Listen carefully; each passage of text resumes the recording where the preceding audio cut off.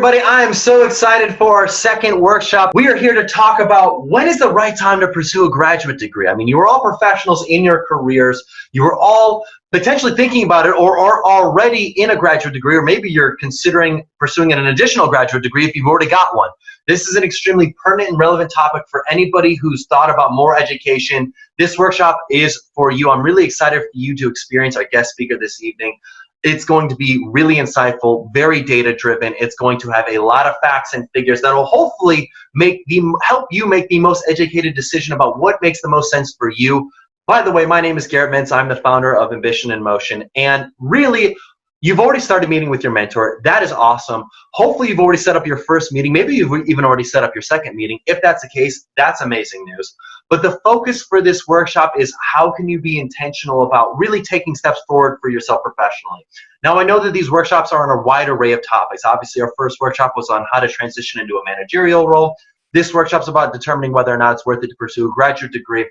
But I really want to challenge you that when you're in your mentor meetings, that you are customizing it to your experience for what you want to accomplish with your own career. Because I recognize that some of these workshops are more relevant to you than others, and that's, by the way, completely okay. We bring in really amazing world-class guest speakers to come in and be our guests for these workshops, and that's fantastic. And the ideal goal is that all of them are relevant to you, but I recognize that it varies. And some workshops are going to be more relevant to some people than other people. But what I want you to recognize is that even in this workshop, even if you feel like it's not the most relevant to you, that there's a lot of nuggets. There's a lot of topics that we talk about with our guest speaker that I believe can apply to a lot of situations that you may face in your life. So I'm really excited to get started. Now, one thing that I really want to focus in on, and this is something we talked about last time in our workshop, and that is understanding your strategy, your story, and your state. Those are the three keys to being successful in this program. The most important one, that being state. So physically, where are you? What is going on in your world? Are you having a bad day? Are you having a stressful day? Are you having a difficult time with your significant other? Did your dog just die? I don't care what is going on with your world, no matter how stressful, no matter how mad, no matter how angry, no matter how bad anything is going on in your world, you can change your state in a matter of seconds because your emotions drive your emotions. So what I want you to do right now to get yourself ready for this workshop is I want you to stand up and I want you to shake it out. I want you to shimmy it loose. I want you to scream at the top of your lungs. Just go, yeah! Just let it loose, let it out, let it go. Because what you're doing is you're letting blood flow to your brain. You're releasing endorphins in your brain. You're getting yourself into a state conducive for receiving information. Because ultimately, at the end of the day, when you sit down for too long, you have diminishing returns on your mental investment. Your likelihood of retaining that information is significantly minimized. So I want to challenge you to get up, shake it out, let it loose, get your blood flowing, because when your blood's flowing to your brain, your likelihood of actually remembering this information is significantly higher. Now, when you're going into your mentor relationship, when you're meeting with your mentor, if you can get your blood flowing before those mentor meetings, you're much more likely to retain the information your mentor has to say for you and to you. But if you don't get yourself into a state ready for this mentor relationship, your likelihood of making the most out of that experience diminishes. So I want you to get yourself into a state. Now, the next key is your story. What is the story you tell yourself? Why will you be successful? I'd love to know it. In fact, actually, if you could, post it in the comment section. Why are you going to be successful? I mean, if in your mind you think, hey, I'm cool with mediocre, I'm cool with just settling, this program is not for you. I can tell you that right now. If you're thinking to yourself, hey, I want to settle, I just want to kind of like not really aspire for too much, you wouldn't be in this mentor program. So what I'm here to tell you is shoot for the stars. Have big, crazy, hairy, audacious goals. And by the way, don't let anybody else judge you for your goal because your goals are your own. So what is audacious to you may not be audacious to somebody else, and what is audacious to somebody else may not be audacious to you, but that is okay. It's not for you to judge. It is for you to make strides for yourself, because at the end of the day, this program is about personal growth and confidence, helping you put yourself into the best position for you to succeed. So if you can tell yourself a story for why you will be marginally to exemplary, significantly better than where you're at the beginning of this program, that is awesome, and that is where I want you to go. That's where I want you to be. Now, the last part is your strategy. What is the strategy that you're going to do to start putting yourself in the best position to succeed? Now, this program, this workshop specifically, is about when is the right time to pursue a graduate degree. Now, one thing that I strongly encourage you to do, because here's the thing, at the end of the day, your strategies are all about routines. We think about routines both in the bad sense as well as the good sense. Bad routines are, things that we consider habits, bad habits, they're bad. But we typically have a negative connotation around habits just because of so many bad habits we've heard about. But there's a lot of things and a lot of beneficial things with good habits. So what are things that you can do on a daily, regular basis that helps you prepare for anything that you want to be better at? That is what I want to focus on. So one strategy that you can implement is implementing a SWOT analysis on a monthly basis of your life, of your career, of your higher education experience, of anything. Doing a SWOT analysis. SWOT analysis stands for strengths, weaknesses, opportunities, threats. So if you're currently right now in a job and you're thinking to yourself, I'm contemplating a graduate degree, but I don't really know right now, what you'll want to think about is, what are the strengths of pursuing a graduate degree? What are the weaknesses of pursuing a graduate degree? What are the opportunities of staying in your current role? And what are the threats to leaving your current role for this graduate degree? If you can lay this out for yourself, it will help you on a substantial level towards making the most educated decision for yourself for why you should or should not pursue a graduate degree. Now, our guest speaker this evening is going to talk about the literal specific facts and figures of financially, when does it make sense for you to get a graduate degree, and when does it not make sense for you to get a graduate degree? And so I think you're going to really enjoy what our guest speaker has to say about this, because the insight is unbelievable. I think you're going to really enjoy it.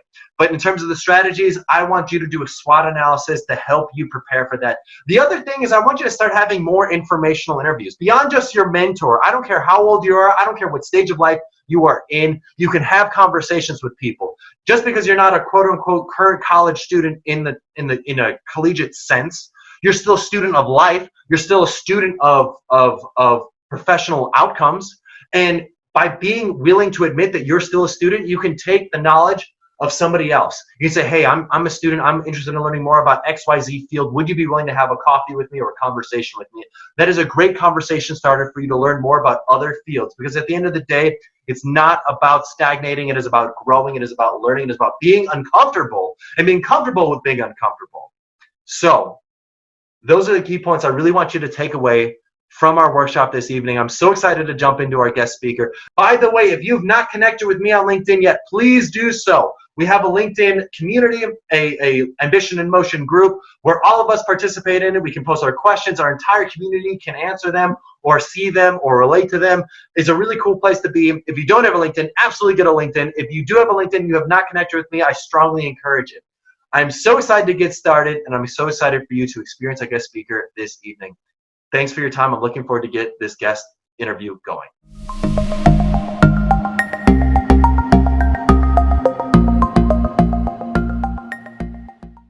Hey everybody, welcome to our workshop this evening. I'm so excited to dive into our topic for today. That is, when is the right time to pursue additional education? I mean, we're in this very interesting time period. We got COVID. We got a lot of things going on. People are shuffling careers. People are shuffling jobs. I would imagine that if you are in this circumstance right now and you're finding it difficult to get a role that's the right fit for you, you might think, okay, I need to go get additional education to bolster my credibility, and you might as well go through it during a time of economic instability. But then at the same time, for some industries, people are looking for anybody to fill any role. So this is a great time to advance it. Maybe you want to put on hold some of your additional educational pursuits.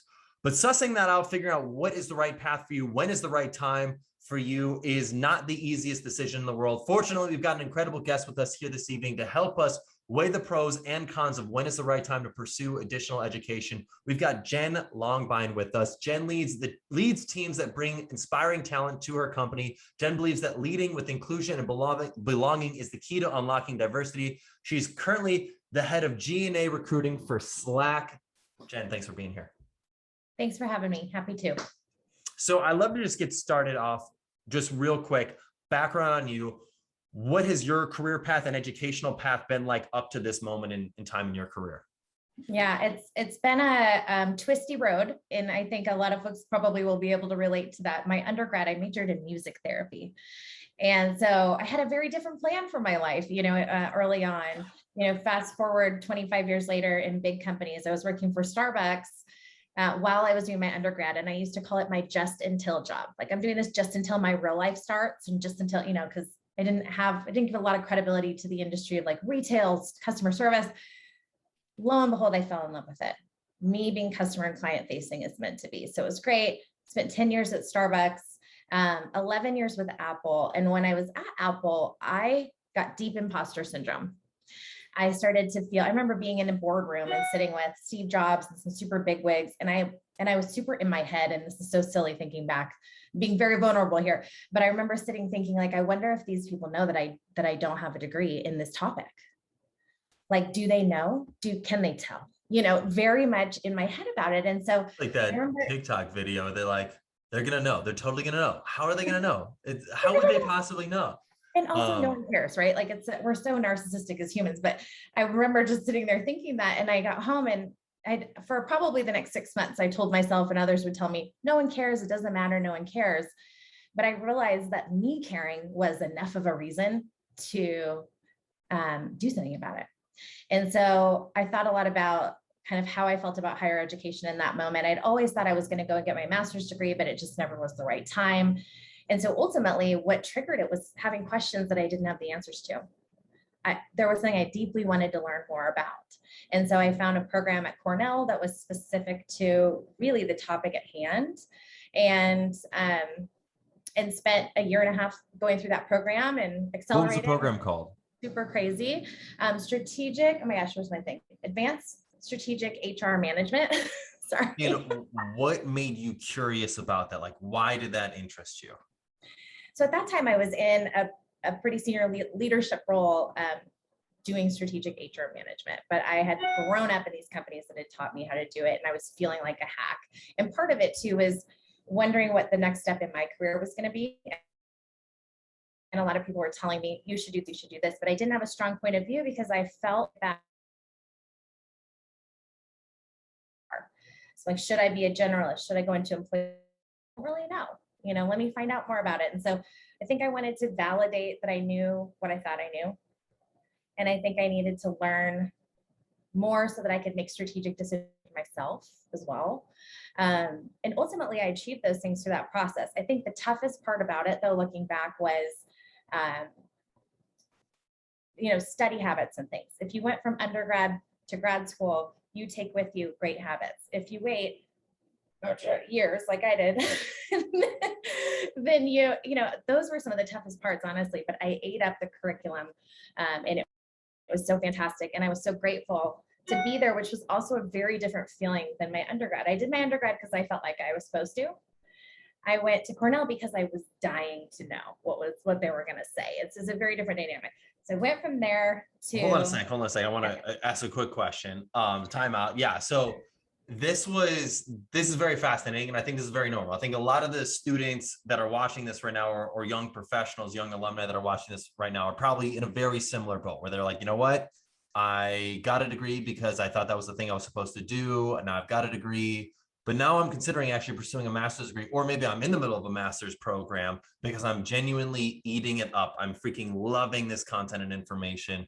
Yeah, I guess maybe if you are in a master's program right now, I'd love to learn. Just post in the comment section. Why are you? Like, did you do this for the job? Did you do it for money, accolades, or are you just genuinely fascinated about this topic? So Jen, I'd love to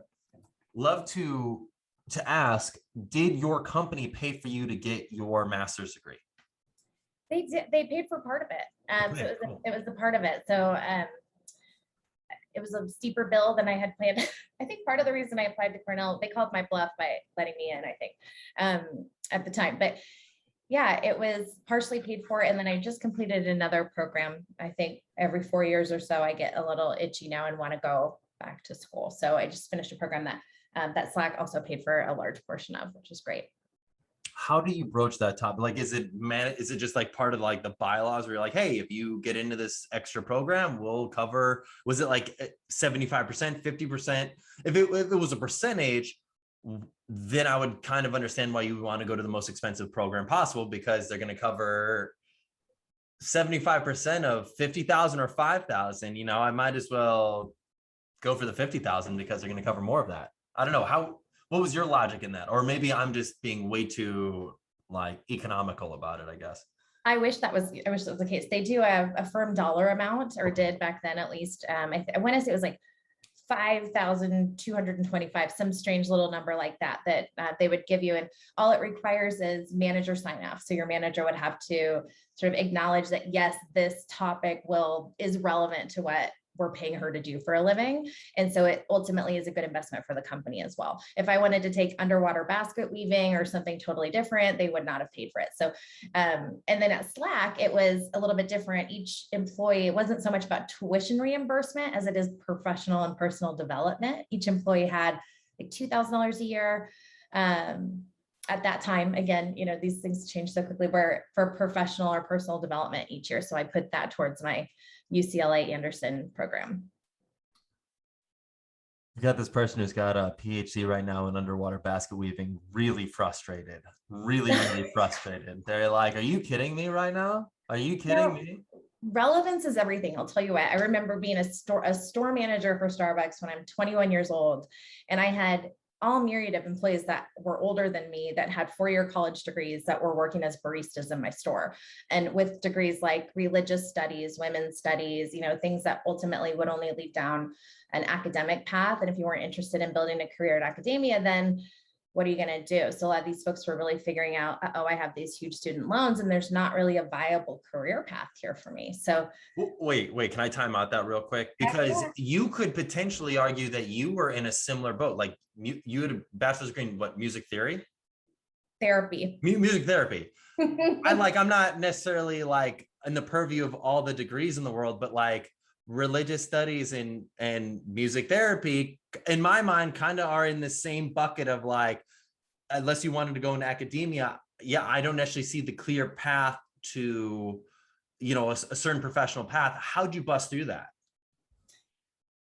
I am a total ambitious creature, I think. And it was just out of the love for what I was doing and the people around me. I kept getting promoted. I was Starbucks' youngest employee ever. I was their first minor hire in the 90s, which was like my claim to fame for a while. Then I was their youngest shift supervisor, youngest store manager, all these things. All those records have been blown out of the water now. But at the time, it was fun to climb that ladder. It felt just as fulfilling as going to school had. When I finished my undergrad, I had been diagnosed with cancer. And so that took things for a turn. And I think I don't want to be one of those annoying survivors that says this, but ultimately it's been such a gift to have that happen in my formative years, because it completely removed my threshold for being willing to do things that I'm not excited about. And so when I was following my gut going, this is not logical, I don't want to build a career in retail, I was following my heart, but this is fun and I want to do what's next. And I remember getting offered that district manager position and being so shocked at how excited I was and how much I wanted to do it. So sometimes life happens while you're making other plans. And I think we have to listen to that sometimes. Sometimes that voice needs to be louder than the one of duty.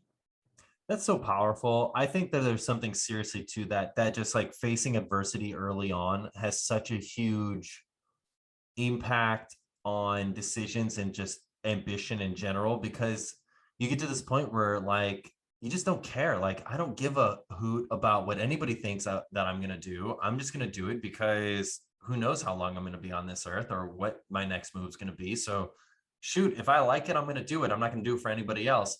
And I think that flies in the face of a lot of people's notions, because they're thinking to themselves, like, I want to have security. I want to have support. I want to diversify my knowledge and, be super prepared for any scenario going on. And I've shared this with the students, like even from like, and by the way, my scenario does not compare to having cancer, but being a drug dealer and getting arrested and having like 5 felony distribution charges and like looking at prison, like jail time, like that was like an eye opener for me, where I was like, whoa, like, okay, I have to make decisions for myself and not based on what other people do. And I think, I don't know, I guess I'd be curious to know, do you have any suggestions or advice for people to like try to put themselves in a scenario where they can just get slapped in the face by life and like almost have those like realization moments?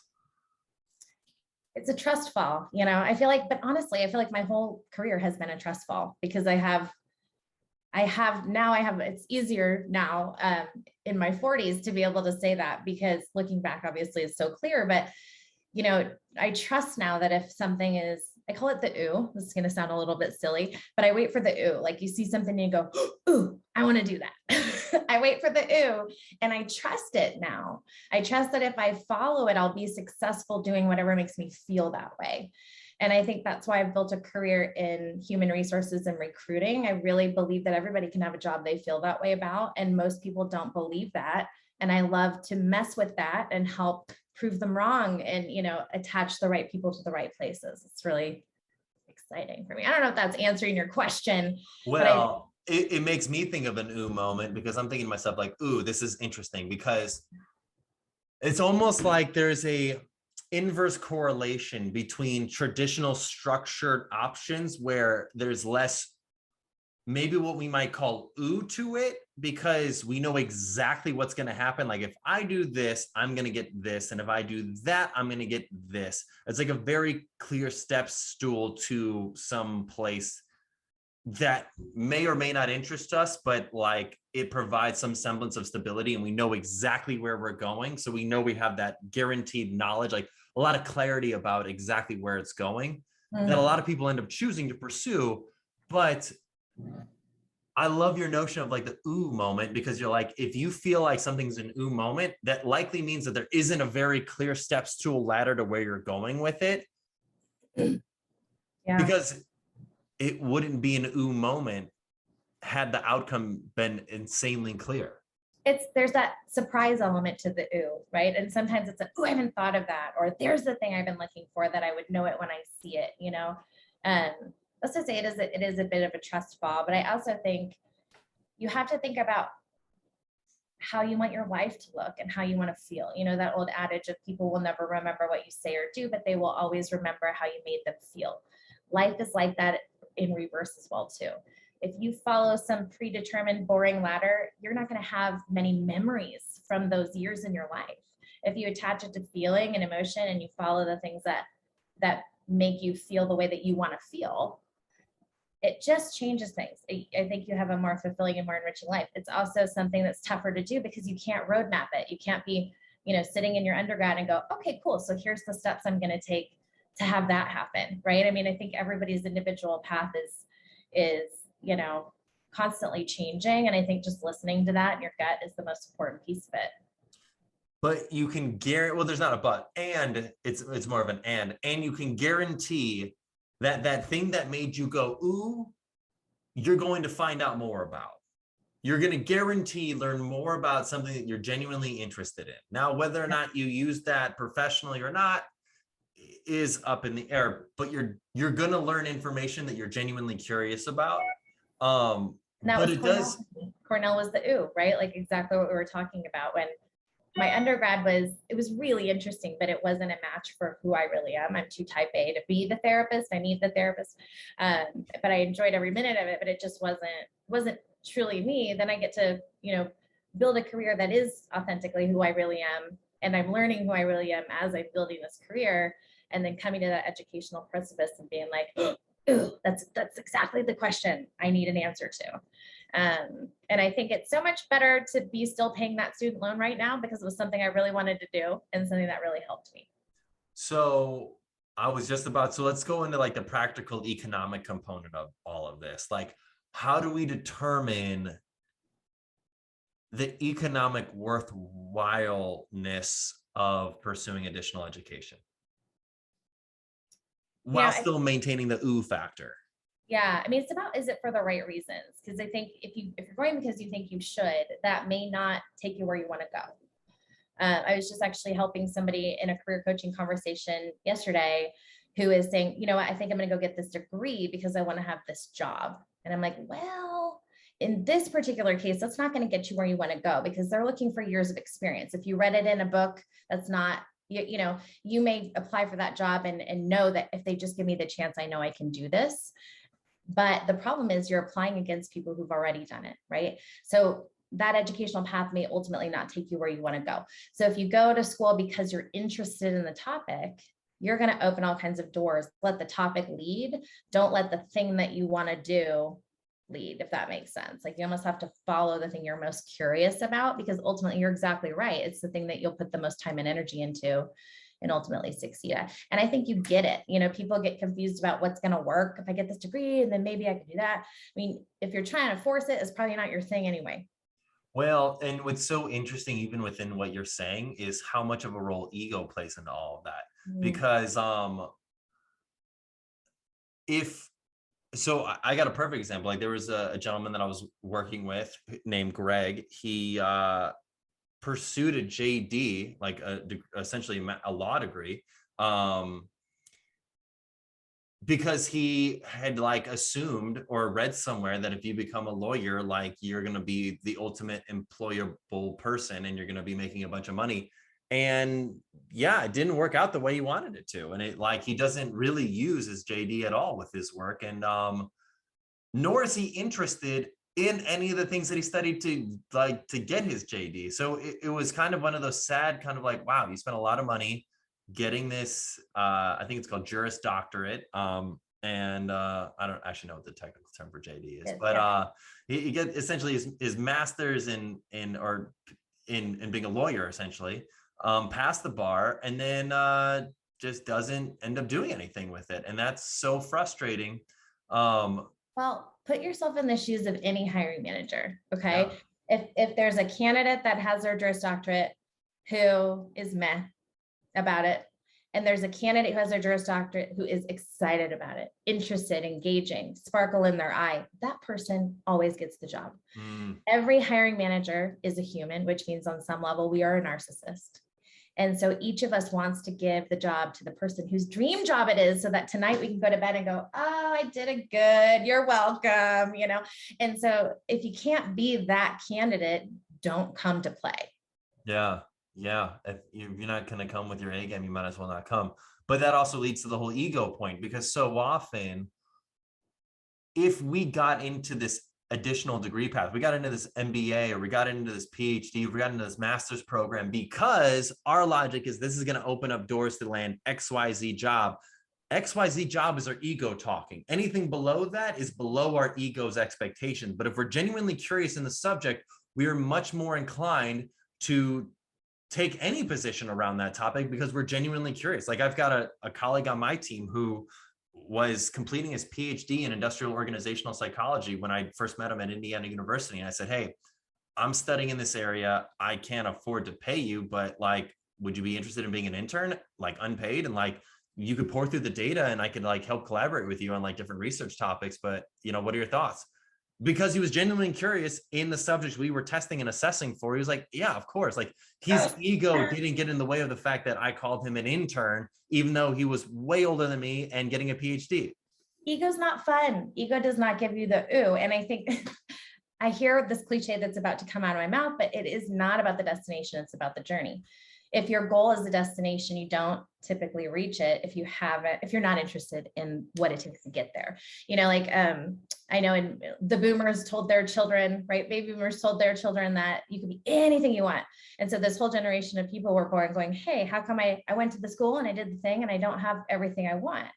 Because what they didn't say is you can have anything you want as long as you're willing to do the work to get there. And the willingness, the magical unlock to the willingness and the sort of energy that it takes to put into an ambition that it takes is the ooh. I'd love to take a moment to ask the audience a question real quick. If you were to pursue additional education, or if you are pursuing additional education, why would you do it, or why are you doing it? Post in the comment section. I'd love to learn about that. So what aspects of your degrees do you, so you didn't, we didn't really touch on your UCLA education. What did you study then? Why did you mentioned you get like an itch every 5 years to get more education. What is that? I mean, I know we've talked about the ooh, but like, what was it and what about the ooh drove that? Like how did that whole genesis, how did the decision-making process go? And if you also don't mind me asking, like, how long will it be before you pay off some of your student loan debt? Good question. So I don't think I finished the chronological sort of career journey. I went to Apple, then I went to Nike, and Nike was amazing, built a great big organization, so much fun. Then the pandemic hit and everything changed. And so one of the big things that changed during the time of the pandemic, not as a result of, is the demand for social justice and racial equality. And how badass is that, right? So then I get to Slack and I'm thinking, Slack is amazing. We're about to be acquired by Salesforce, which that deal closed 3 weeks ago. So I came to Slack to help transition Slack into the big company life and just sort of be a part of that move. But the thing that kept being on my mind is this is a building job, right? Like, I get to build something. Am I actually equipped to do it? I have a couple questions I don't know the answers to. And that's what brought me to UCLA Anderson. The 2 questions I had were, how do we make sure that this conversation about racial equality that is so prevalent right now is not a fad? How do we build it into the bones of what we do from a strategic lens in HR? Because I wasn't seeing it and I wasn't hearing anybody talk about it. The other piece was, how do we emerge from the pandemic? So many companies that went from all in person to all remote patted themselves on the back to like, we crushed it.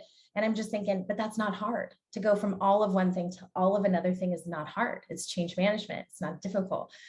What'll be hard is when we become a truly, a truly divided workforce. Divided is not the right word, but when half of you are remote and half of us are in person, are you the floating head, in the conference room on the Zoom screen? And if so, how do you create that sense of belonging? How do you continue to build culture? How do you, have inclusion in a space that is physically, literally divided? So those were my big questions. So I found the closest match to those conversations at UCLA Anderson. So that was the prompt.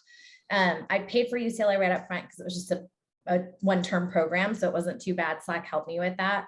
The Cornell piece of it, I'm probably 2 years away from paying off. So not too bad. How many years in total, has it taken you to pay, or in total will it take you to pay it off? Cornell.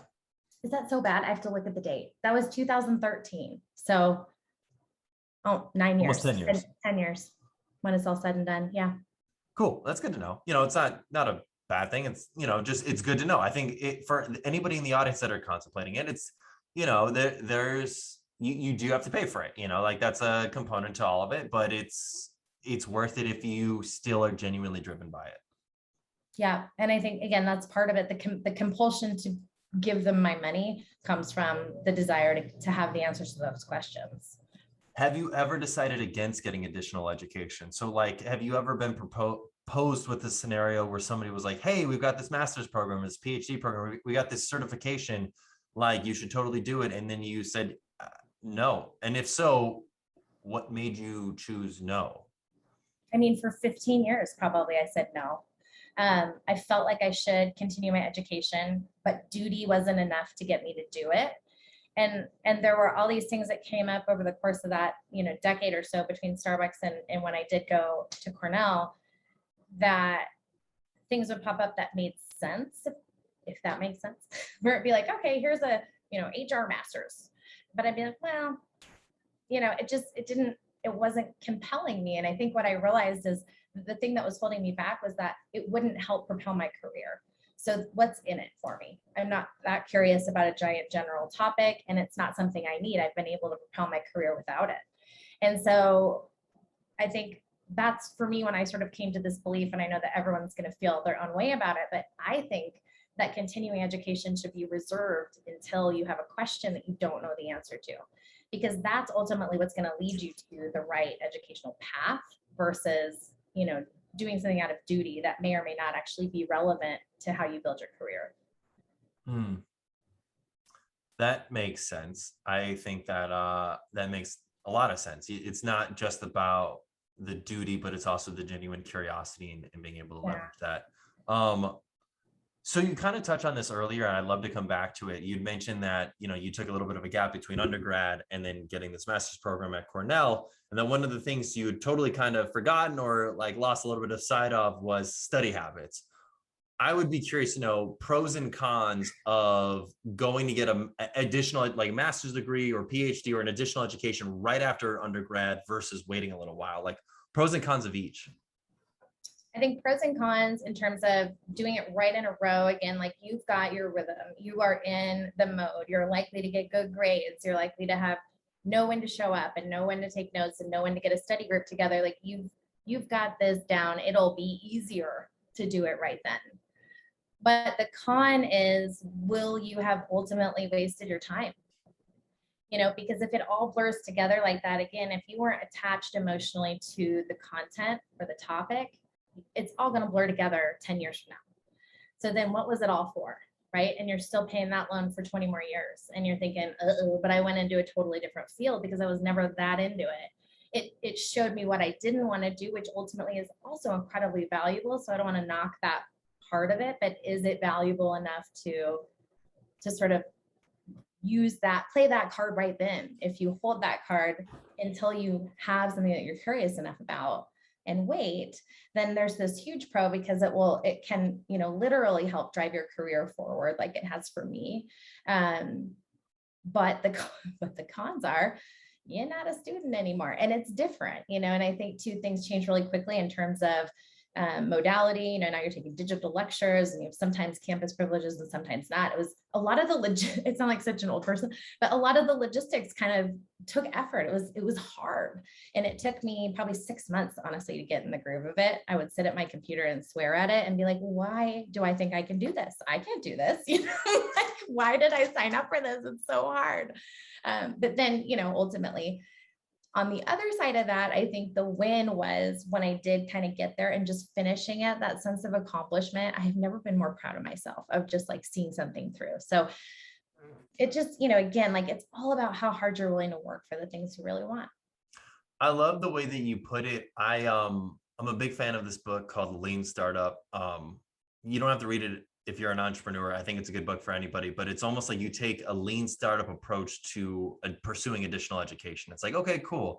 Like you're starting to pursue this type of industry. Now we need to suss it out. Like going straight into that MBA may not be the right move, because you may not want to get into a role that requires you to have an MBA. I mean, you might not. You never really know, or any other master's program for that matter. You might as well go out into the real world, test it out, see what you like, see what you don't like, and then come back with that genuine curiosity to know, okay, I genuinely want to learn more about this. Whereas if I go straight into this MBA, I've got no background or insight. Like I know, like where I went to business school, they offered like a 3-2 MBA where you did 3 years undergrad and then 2 years of an MBA, and then you came out with an MBA and an undergrad. Wow. And I mean, it's cool, but there's no real world experience that comes with it. And you're like in classes constantly, like throughout your 5 years. And so there's a lot. Oh yeah, jump in. Oh, I didn't mean to interrupt you. I'm so sorry. No, you're good. I should say, I think that's the thing I see the most is that sort of sticker shock from someone coming out of an MBA program. Like, okay, I'm ready to have my job now. And the employer's being like, yeah, no, you're not. You don't have the experience. You read about it. That was great. You did a group project about it. Congratulations. You have a cool degree on your wall. Good for you. I need somebody with experience. And so how do you, sometimes that's the rude awakening, right? It's like, well, how do I get there? I got my master's, but I still have to start and work my way up. Depending on your industry, obviously. Yeah. Yeah. Well, what's interesting now though, that I'd love to learn your thoughts on is just with COVID and everything going virtual. Well, what are your thoughts on virtual classes versus in person? I mean, my initial thoughts are, and this is my own personal prerogative, but I would only pursue a master's degree or an MBA or something like that. I would only pursue that for the network. Like I would want to be around other really smart, proactive people that are super ambitious and that I could connect with and meet and get to know and like feel like I know them really well. That would be like part of the huge benefit for me to get my MBA, not necessarily the content of the courses themselves. With us going more online, we kind of lose a little bit of that. And so I feel like that for me would diminish substantially the value of getting an MBA. But I don't know, what are your thoughts on that? It's pros and cons. Again, at Cornell, I did mostly virtual. I lived in Oregon at the time. And it took some doing to sort of get into the swing of things. Now I feel like I would honestly, as a true extrovert, I share that with you. I would probably rather do it online. I'd love to have campus privileges so I can get there and have that moment. Like maybe there's a beginning and an ending term, something, or you can come together. But ultimately, people do such a good job of finding that connection point anyway. They're sending you a DM in the chat of the Zoom going, hey, let's connect on LinkedIn after this. People that want to connect are still connecting. But I think the biggest benefit is that we're not bound to location anymore. So your educational goals, there's so many more options that you have to meet those goals when you're not tied to logistics around it. So I think that's a huge piece of the pro. I mean, I went to UCLA Anderson and I live in Austin, so that was cool. That was cool. Although it's funny, I was saying, like the movie Legally Blonde, I was saying, what next time I go to LA, I'm going to stand on campus so I can go here and have that moment. You miss some of the nostalgia pieces of it and campus life, obviously, but you can learn a lot. I love to ask the audience one last question. What do you prefer, live or virtual classes? Post in the comment section. Jenn, this has been a great workshop. I feel like this is super insightful, very fascinating topic. I loved learning more about your story and just diving into the decision-making process and the ooh moments and how you determine what is the right move and what is the not right move and how to go about properly justifying and allocating resources, both mentally, emotionally, time-wise, and obviously financially to additional education. I loved learning your decision-making process and all that. Any final notes for our audience on just how to determine when the right time is to pursue additional education? I would say, almost to contradict myself a little bit on the topic of putting things off. I think when you're younger, it's easy to think, I can do this later. But keeping in mind that as your stage of life changes, when I started Cornell, I have twin boys, they were toddlers at the time. That was part of the hard. Looking back, wouldn't it have been nice to do that 3 years earlier, when I was getting more sleep? So I think it's something to think about too, in terms of just, if you're sort of mapping out your plan, in life and just kind of thinking about obstacles that may prevent you from ultimately achieving your goal. But even to your point, like, Parkinson's law, which just essentially says that when any resource is in a vacuum, you will fill it up. Like, you thought you were fully booked with twin toddlers, and then you were like, you know what, I'm going to throw on this master's program at Cornell, and you made it work. You made it work. This is why the ooh is so important. It's like that relationship propaganda book. He's just not that into you. Ultimately the message is, if he wants to see you, he will, no matter what's going on. Yeah. And that's how I feel about, you're so much more successful, I think, ultimately in the things that you are willing to move other things aside to do. So true. Awesome. Well, Jenn, this has been great. Everybody in the audience, thanks for being here. Jenn, thanks for being here. One last question. How can our audience connect with you? Are you okay with them connecting with you on LinkedIn? And is there any other format that you would recommend or suggest students connect with you? LinkedIn is the best way to go these days. And I'm super responsive on there. Happy to chat with any and all folks. And thank you so much, Garrett, for the conversation. I loved it. Gave me the ooze. Cool. Awesome. Well, thanks for being here. Have a wonderful rest of your evening, everybody.